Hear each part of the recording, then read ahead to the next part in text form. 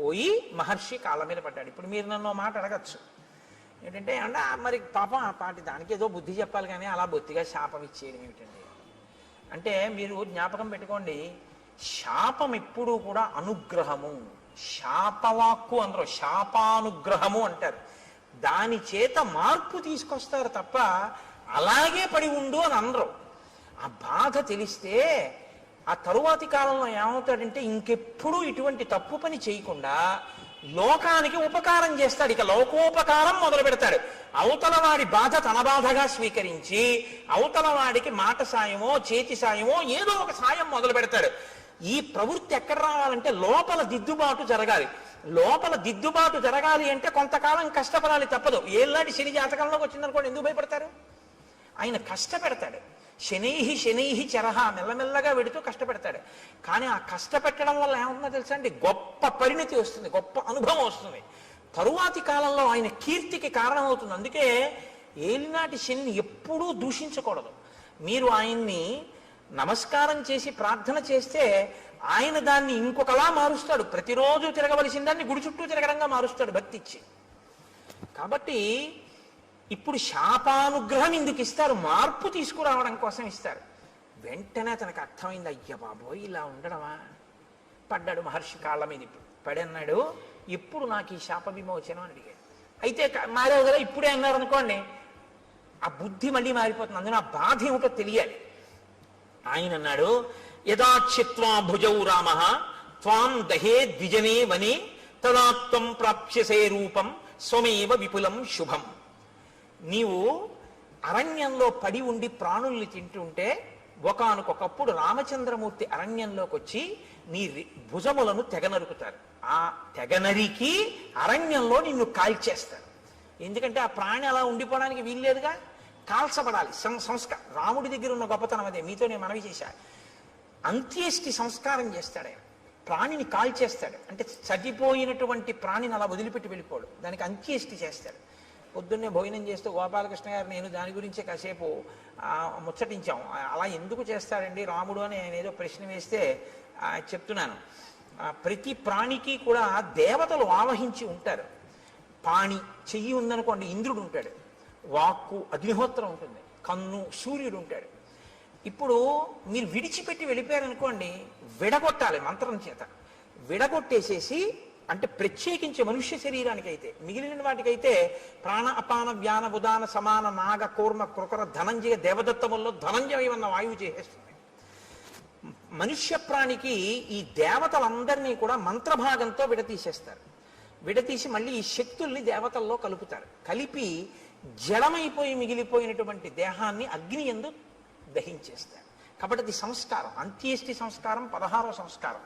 అన్ని 16 మీద నడుస్తాయి సనాతన ధర్మంలో మనిషి జీవితం. అందుకని షోడశ కళా ప్రపూర్ణుడు చంద్రుడు, షోడశ సంస్కార ప్రపూర్ణుడు మనుష్యుడు. అంటే 16వ సంస్కారంగా అంత్యేష్టి జరగాలి. కాబట్టి రాముడు ఎక్కడెక్కడ ఎటువంటి శరీరాలు కనపడ్డా వాటిని ఆయన దహిస్తాడు. అందుకని నువ్వు రాముడి చేత వధింపబడి దహింపబడితే నీ పూర్వరూపం వస్తుంది. ఇక్కడ మీరు ఒక విషయాన్ని కనిపెట్టాలి. ఎవరికైనా తెలియదేమో కానీ మునులకు మాత్రం తెలుసు రామావతారం వస్తుంది. ఈ దేశంలో త్రికాల వేదులు వాళ్ళు. అందుకే ఈ దేశంలోనే ఒక గొప్ప శాస్త్రం ఉంది, జ్యోతిషము అని.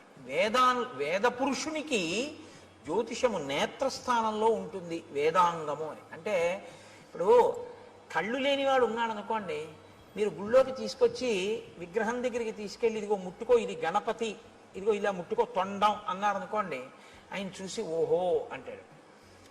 అదిగో అవే ధ్వజస్తంభకు చిరుగంటలు అన్నారనుకోండి, ఆయన చూడగలరా? అదే శిఖ గోపురం అన్నారనుకోండి, ఆయన చూడలేడు. మీరు గోపురం ఎక్కించలేరు. దూరంగా ఉన్నది చూడడానికి కన్ను పనికొస్తుంది, కాలంలో వచ్చేదాన్ని లెక్క కట్టడానికి జ్యోతిషం పనికొస్తుంది. అందుకని వేద పురుషుడికి నేత్రస్థానంలో ఉంటుంది జ్యోతిష శాస్త్రం వేదాంగంగా. కాబట్టి మహర్షులు త్రికాల వేదులు, వాళ్ళకన్నీ తెలుసు ఏం జరగబోతోందో. కాబట్టి వాళ్ళు రాబోయే రామావతారాన్ని లెక్కలోకి తీసుకున్నాడు ఆయన. తీసుకుని రామావతారం వచ్చి రాముడు అడవికి వచ్చాక రాముడి చేతిలో నీ చేతులు ఖండింపబడి నీ దేహము దహింపబడితే నీకు మళ్ళీ యథారూపం వస్తుంది. కాబట్టి రామ ఇందుకు నీ సంతోషించాను, నా చేతులు నరికేవాడు వచ్చాడని. ఎవడో నరికాడా, రాముడే నరికాడా? అందుకు అడిగాను. కాబట్టి రామ, నేను ఎవరు పూర్వం అంటే శ్రియోమాం మధ్యమం పుత్రం ధనుం నామ్నాచ దానవం ఇంద్రకోపాదిదం రూపం ప్రాప్తమేవం రణాజిరే. నేను శ్రీ అనబడేటటువంటి వాని యొక్క మధ్యమ పుత్రుడైన ధనువు అనబడేటటువంటి పేరున్నవాడిని. నాకు స్థూల శిరస్కుడు అనబడేటటువంటి ఋషి శపిస్తే నేను అక్కడతో ఊరుకోలేదు. ఆ రూపం వచ్చే లోపల నేను బ్రహ్మగారి గురించి ఘోరమైన తపస్సు చేశాను. బ్రహ్మగారు ప్రత్యక్షమై అన్నాడు, దీర్ఘాయుష్మాన్ భవ అన్నాడు. అని ఆయన వెళ్ళిపోయాడు. వెళ్ళిపోయిన తర్వాత నా అహంకారం ఏమైందో తెలుసా? నేను దీర్ఘాయుష్మంతుడిని, నన్ను ఇంద్రుడు ఏం చేస్తాడు? ఇంద్రుడి మీదకి యుద్ధానికి వెళ్ళాను. వెళ్తే ఇంద్రుడు ఏం చేశాడో తెలుసా? ఆయన ఒక చమత్కారమైనటువంటి మనిషి. ఆయన ఏం చేశాడంటే, ఒక్కసారి నా తలకాయని తన వజ్రాయుధం పెట్టి ఓ దెబ్బ కొట్టి ఈ తలకాయని కడుపులోకి దింపేశాడు. నా 2 కాళ్ళని పొట్టలోకి తోసేశాడు. తోసేస్తే తలకాయ లేదు, కాళ్ళు లేవు, మనిషిని మాత్రం బతికున్నాను. పైగా అన్నాడు తోసేసి, పితామహవచ సత్యం తదస్థితి మమాబ్రవీత్. పితామహుడైన బ్రహ్మగారు నీకు దీర్ఘాయుష్ ఇచ్చాడు, చంపేను, పడుండన్నాడు. అప్పుడు నేనన్నాను, అయ్య బాబోయ్, పితామహుడు ఇచ్చాడు వరం, బానే ఉంది. అహంకారంతో నేనేదో సాధించాననుకున్నవి ఇలాగే వస్తాయి తిరిగి. కాబట్టి వినయంతో చేసినవి, భక్తితో చేసినవి ఉద్ధరిస్తాయి, కానీ అహంకృతితో చేసినవి పనికొచ్చేవి కావు. చిట్ట చివరికి వచ్చి ఇలాగే కట్టి కుడుపుతాయి. కాబట్టి నేనన్నాను, నాకు పితామహుడు దీర్ఘాయుష్మంతుడు అన్నాడు నిజమే. కడుపుకి ఆకలోటి ధర్మం కదా ప్రాణికి. ఇప్పుడు నాకు తలకాయ లేదుగా, కాబట్టి నోరు లేదుగా, కానీ కడుపు ఉందిగా, తినాలిగా. వెళదామంటే కాళ్ళు లేవుగా, ఏం తిని బతకను అని అడిగాను. అడిగితే ఆయన ఏం చేశాడో తెలుసా? ఏవముక్తస్తు మే శక్రో బాహు యోజనమాయతౌ ప్రాదాదాస్యంచ మే కుక్షౌ తీక్షణ దంస్త్రం అకల్పయత్.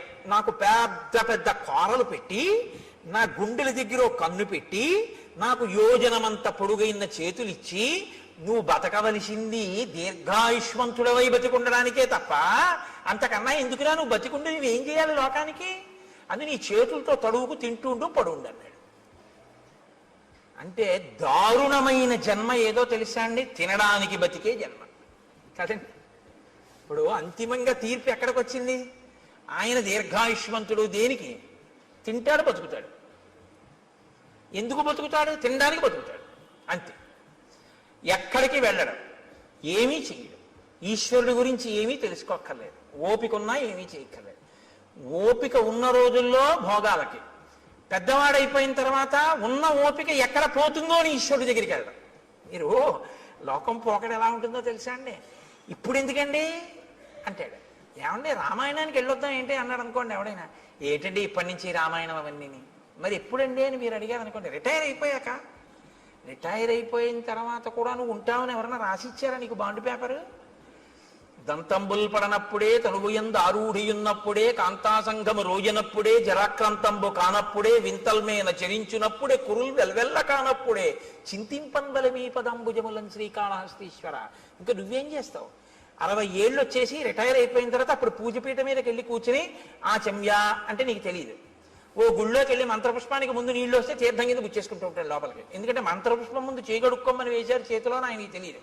అప్పుడు మళ్ళీ అర్చక స్వామి అయ్యో తాగేకండి అయ్యాలాగా ఇది తీర్థం గారు చేయగడుక్కోండి అంటే అప్పుడు ఆ చేతి నీళ్లు తీసుకెళ్ళి ఆయన పళ్ళల్లోనే కడిగేస్తాడు. అంటే అదో వాష్ బేసిన్ అనుకుంటాడు. అమ్మ బాబు నా అదృష్టం రా, ఇలాంటి భక్తుడు వచ్చాడు ఇవ్వాలని ఆయన అనుకోవాలి. లేరని మీరు అనుకుంటున్నారా? ఎక్కడిది ఈ అజ్ఞానం? ఓపికండగా ఆర్జించడానికి, తినడానికి తప్ప ఈశ్వరుడు గురించి తెలుసుకోవడానికి పనికి రాలేదు. ఒక్కొక్కడి జీవితం అసలు అలాగే తెల్లాలి. అసలు ఎప్పుడు దేనికి అంటే తినడం. తింటుంటాడు, అది తింటుందో రోజున. చెప్పాను అన్నం అంటే తినున్నది, మన చేత తినబడున్నది, మనని తినున్నది, 2 అర్థాలు. కాబట్టి అది తినేస్తుందో రోజు అయిపోయింది. కాబట్టి నీకు దీర్ఘాయుష్యే కదరా కావాలి. దానికి ఓ నోరు చాలు, ఆహారాన్ని చూసుకోవడానికి ఓ కన్ను చాలు, వెతుక్కు లాక్కోవడానికి ఓ 2 చేతులు చాలు. నువ్వు ఎక్కడికి వెళ్ళాలి? ఓ గుడికి వెళ్ళాలా, గోపురానికి వెళ్ళాలా? ఉంటే భయపెడతావు ఎక్కడికన్నా వెడితే. ఎందుకు నాన్న అలా పడుండు, దీర్ఘాయుష్మంతుడు అయి ఉండు. ఇప్పుడు తెలిసింది బాధ ఏమిటో. ఎందుకు చేశానా తపస్సు, ఎందుకు వెళ్ళానా ఇంద్రుడి మీదకి, ఎందుకు కనపడ్డానా ఋషికలాగా అని ఏడుస్తూ ఇన్ని వేల సంవత్సరాల నుంచి ఇక్కడ పడున్నాడు. అలా వస్తే తడువుకోను తిన్నాం. ఎప్పుడు నరికేస్తాడా ఈ చేతులను చూస్తూ కూర్చున్నాను రామా. ఇప్పుడు నువ్వు ఈ చేతులు నరికి ఒళ్ళు కాల్చేయి. ఎంత తొందరపడిపోయాడో తెలుసా అండి.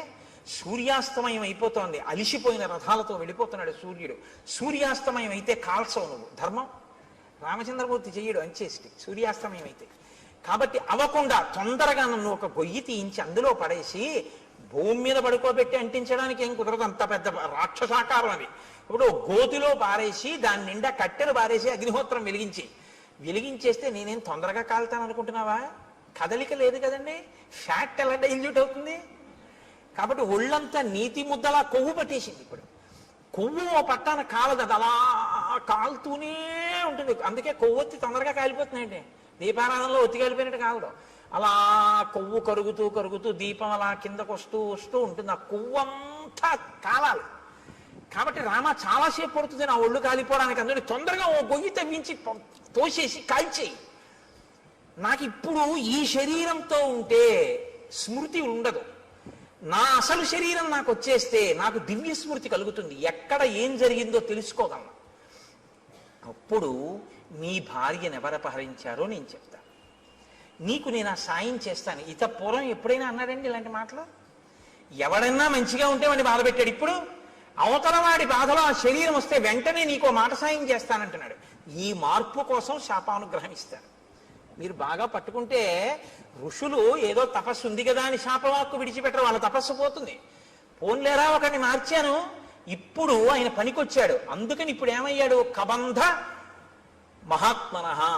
ఈ కబంధుడు మహాత్ముడు అన్నారు వాల్మీకి మహర్షి. ఎందుకంటే మార్పు ఎక్కడొచ్చిందో వాడు చాలా గొప్పవాడు. ఈ మార్పు రాకపోతే వాడు లోకకంటకుడై కూర్చుంటాడు. కాబట్టి రామ నువ్వు చేచ్యతే సమరే బాహు తదా స్వర్గం గమిష్యసి. ఇంద్రుడు కూడా ఏమన్నాడంటే నీ రెండు బాహువులు రాముడు ఎప్పుడు తరిగేస్తే అప్పుడు మళ్ళీ స్వర్గానికి వెళ్దుగానే అలా పడుండి అన్నాడు. అందుకని తొందరగా నాకు అంత్యేష్టి సంస్కారం చేసేసి. సరే, లక్ష్మణుణ్ణి పిలిచాడు, గుణపం ఇచ్చాడు, గొయ్యి తవ్వించాడు, శరీరాన్ని తోసేశాడు. ఏనుగులు విరిచినటువంటి కొమ్మలు ఎండిపోతే ఏర్పడిన ఎండుకర్రలు. మహర్షి అమ్మో వాల్మీకి రామాయణం అండి ఎంత జాగ్రత్తగా రచన చేస్తారో తెలుసా? అంత పెద్ద శరీరాన్ని అంత పెద్ద గోతిలో వేస్తే అంత పెద్ద శరీరం కాల్చడానికి ఎన్ని కట్టెలు కావాలి, ఎక్కడి నుంచి ఏరి పట్టుకొచ్చారు సూర్యాస్తమయం లోపల అని మీరు నేను అంటామేమో. అక్కర్లేని ఇలాంటివి తీయడం మనంత గొప్పవాళ్ళు ఉండరు.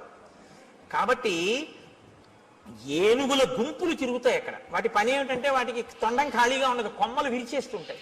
ఆ విరిచేసినటువంటి కొమ్మలు కింద పడిపోయి ఎండిపోయాయి. కాబట్టి ఇప్పుడు ఆ పెద్ద పెద్ద కొమ్మలన్నీ తీసుకొచ్చి రామచంద్రమూర్తి ఆ గోతులో పడేశారు, లక్ష్మణమూర్తి ఆ గోతులో పారేశారు. పారేసి ఇప్పుడు కబంధుణ్ణి కాల్చేస్తున్నారు. ఈ కబంధుడి దగ్గరే ఈ కబంధుడు కాలిపోతే సీతమ్మ తల్లిని పట్టుకోవడానికి, సీతమ్మ తల్లిని అన్వేషించడానికి పెద్ద శుభవార్త దొరుకుతుంది. హనుమ ప్రవేశించడానికి ఇంకా కథకి రంగం సిద్ధం అవుతోంది. ఇంకిక్కడి నుంచి కిష్కింధకాండకి పునాది పడుతోంది. ఇక్కడి నుంచి హనుమత్ ప్రవేశం ప్రారంభం అవుతోందనమాట.